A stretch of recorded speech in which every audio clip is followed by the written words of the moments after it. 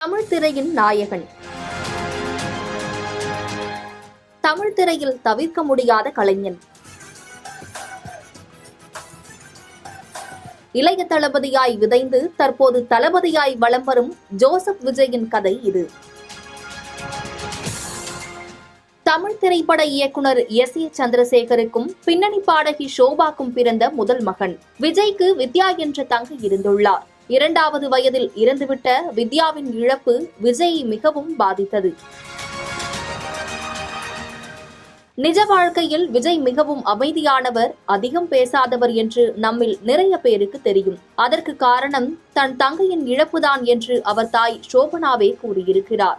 ரொம்ப சந்தோஷமா ரொம்ப ஹாப்பியா இருப்பார். மற்றபடி இந்த சிஸ்டர் இறந்ததுக்கு அப்புறம் தான் விஜய் கொஞ்சம் ரொம்ப சாஃப்டா சைலண்டா. தனிப்பட்ட வாழ்வில் துயர் பல கண்டாலும் திரைத்துறையில் ஓயாது உழைத்தார். 10 வயதிலே தமிழ் சினிமாவை கையில் பற்றி பிடித்தார் விஜய்.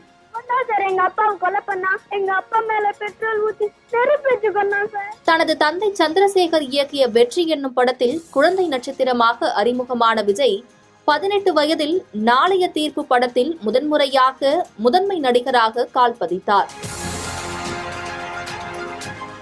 நாளைய தீர்ப்பு அவருக்கு பெரிய வரவேற்பை கொடுக்கவில்லை என்றாலும் விக்ரமன் இயக்கிய பூவே உனக்காக இவருக்கு திருப்பு முனையாக அமைந்தது. அதன்பின் மாண்புமிகு மாணவன், செல்வா, காலமெல்லாம் காத்திருப்பேன் படங்களில் நடித்திருந்தாலும் லவ் டுடே, ஒன்ஸ் மோர் ஆகிய படம் விஜயின் முகத்தை தமிழ் சினிமாவில் பதிய வைத்தது. அதன்பின் அவர் நடிப்பில் வெளியான காதலுக்கு மரியாதை விஜயை காதல் நாயகனாக உருவாக்கியது.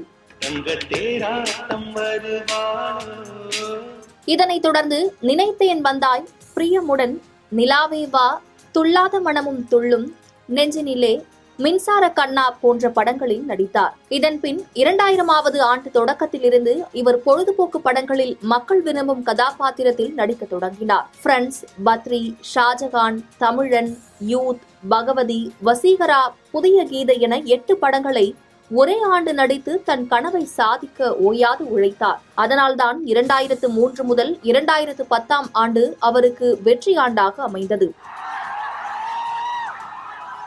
திருமலை, உதயா போன்ற படங்களை தொடர்ந்து சச்சின், போக்கிரி போன்ற அவர் நடித்த படங்கள் எல்லாம் வெற்றி படமாக அமைந்தது.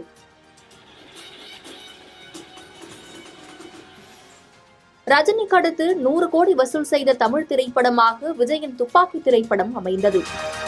அடுத்து அவர் நடித்த ஜில்லா, தலைவா வசூலில் வெற்றி பெற்றது.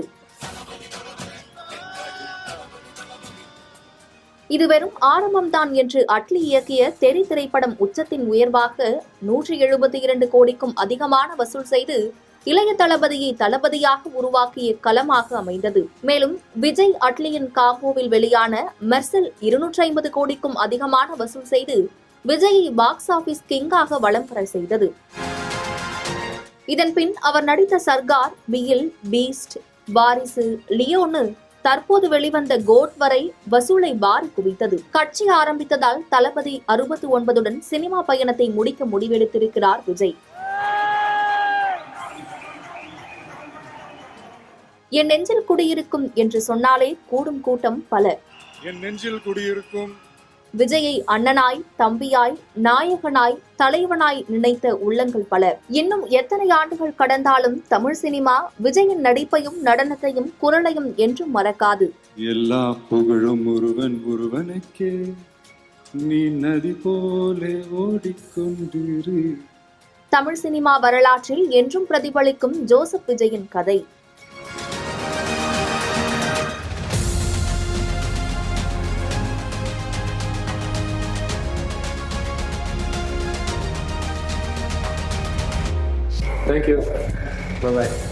பாதகம் செய்பவரை கண்டால் நாம் பயங்கொள்ளலாகாது பாப்பா. மோதி மிதித்து விடு பாப்பா, அவர் முகத்தில் உமிழ்ந்து விடு பாப்பா. அண்மை செய்திகளை உடனுக்குடன் தெரிந்து கொள்ள இணைந்திருங்கள் இயம்நாடு தொலைக்காட்சியுடன்.